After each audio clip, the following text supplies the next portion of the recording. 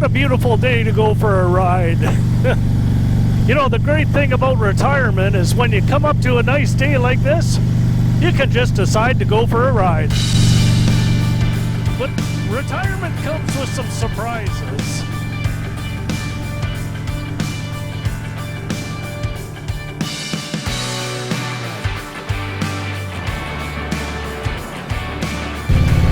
Well, those of you that follow our channel here, you know that we retired early. The channel's our retirement hobby.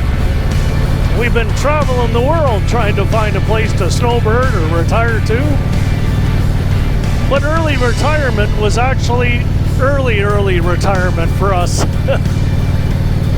We'd been planning for early retirement for many years, but I actually had to leave early from that plan in order to deal with some medical conditions that popped up. So our plans changed. And about 4 years ago, we officially called it retirement, and off we go. But I don't want to give you the wrong impression here, because we did retire early, but don't get us wrong here, we're not rich. We're not trust fund babies. We weren't born with a silver spoon in our mouth. We didn't have a $2.5 million house to sell to finance this. Neither one of us have pensions, company or government pensions. We're just doing this off our savings. And how do we do that? Well, that's probably the topic for another video. If any of you are interested, let me know and I might make one about that. But early retirement comes with some unexpected things that we never planned on. So the first thing I'm going to bring up that was a little bit of a lessons learned for us is the Canada Pension Plan, CPP. Now, when I'd been planning for early retirement, I've been watching the yearly statements come out, and our pension plan forecast kept on going up and up as expected. And then I didn't look at it for a few years after we retired. And now that we're getting close, we're about a year away from being able to start collecting CPP early if we choose so. And I took a look at my balance and it's gone down, which surprised me. And this is something I never knew before. And it makes sense, I guess. But if you retire early and you're not making income, you're not contributing to CPP, your balance, which I thought would be frozen from years past, actually starts going down. So I started looking into it. And Canada Pension Plan, they build their forecast on if you actually work all the way to 65, this is what you would get. It's not a matter of how much you've incurred to date. So I've been trying to find a formula, which is very difficult to find, about what that rate might actually be, because it's part of our plan to eventually collect that. I found one place that told us there's a shortcut to figure it out, but it's not exact. So it's like you take your last 20 years, and how many years would you have full contributions? So we retired 4 years early, so let's say 5 years. Last 20 years, you'd get about 75% of your forecast for your CPP. And that's not an exact science, but that's a close rule of thumb. And I did find one place, if you want to do a formula, you have to get your last 39 years of records of how much you've contributed, and then they have a formula to figure out how much you're going to get at 60, anywhere from 60 to 70 years old. So that's a bit of a surprise, and now we got to shift our plan again a little bit. So I'm not telling you guys what to do, but if you're thinking about early retirement, just take that as a consideration, that it's only a forecast. It's not written in stone how much you'll get. The other thing I learned about CPP as I was trying to find this all out The magic question is, when are you going to take it out? Anywhere between 60 and 70. The longer you wait, the more money you make, supposedly.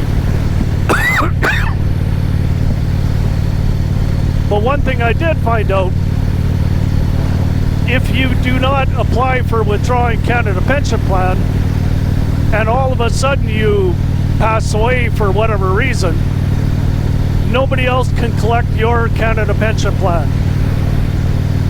But if you're already collecting it and you pass away, your spouse gets to keep on collecting it until they pass away.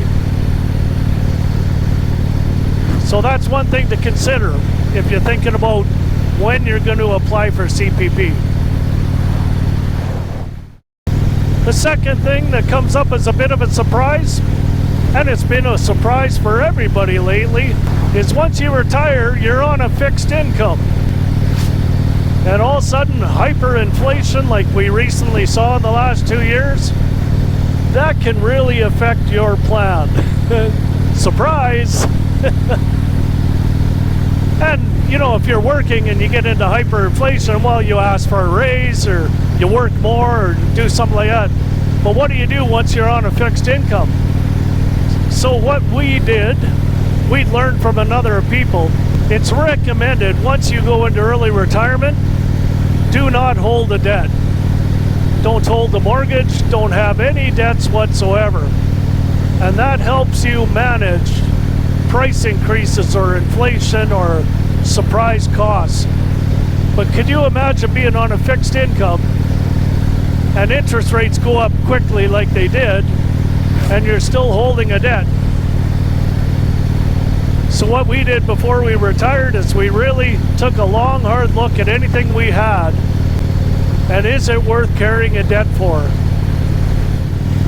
Added to that point, when you're thinking about retiring early, make sure you and your partner, you and your spouse, you need to be on the same page, because not everything is easy when you're living on a fixed income.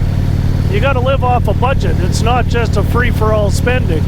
If you're not on the same page about early retirement, can really be a challenge in a relationship. I'm so glad that Lucinda and I are on the same page. We've had some great experiences, even though we've done some traveling on a budget.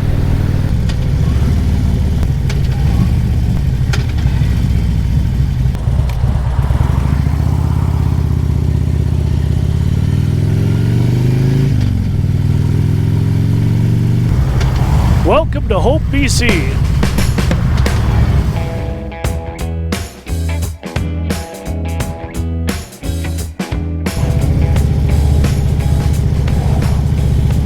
Well, we're just coming into Hope, British Columbia. I'm going to pull over and tell you the last couple of little points that I wanted on this video. This is the home of where they shot that movie Rambo, First Blood. Remember that Chevron station?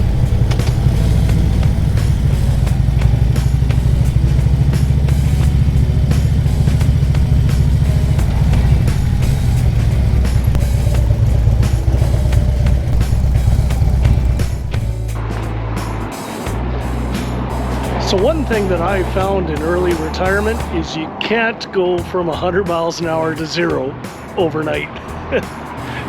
I tried it, it doesn't work so well. When you're used to being busy so much, when you're working full time and keeping up with the rest of your life, and all of a sudden you retire, first thing you do is you wonder, what am I going to do every day? If you're traveling, that's one thing, but what do you do when you're home? So what I had to do is I had to find a hobby, something to keep up my time here. For me, that's when I started this YouTube channel. It gave me a little bit of a project with a deadline. It's something I had to learn, something new, something I had to do every week, and it kind of replaced work for me. Now, one thing I learned about work is I used to have a lot of people contact me all the time. My emails were full, working with hundreds of people every day, and thousands over my career. And all of a sudden, in a short amount of time, very few people ever contacted me anymore from the work days. There's still 3 people that I keep up with to this day. But out of that many people I used to work with, that's not too many. So expect that that may happen. I quickly learned the one place you are replaceable is at work. 15 minutes. The one place you're not replaceable is at home. Now, some people are very fortunate and they have a great time at work and they love their job, and all the power to them. Not everybody's the same. For myself, work was a little painful at times, so I always look forward to retirement. If you're struggling with the decision, should I retire early? You know, one thing it came down to for us is ultimately what makes you happy. Sometimes dollars and the things you own doesn't always mean happiness. So between you and your partner or your spouse, you got to figure out what makes you the happiest and go for it. Life is short. Don't waste your time trying to make an extra dollar. The government probably just take it from you. Okay, see you on the next video.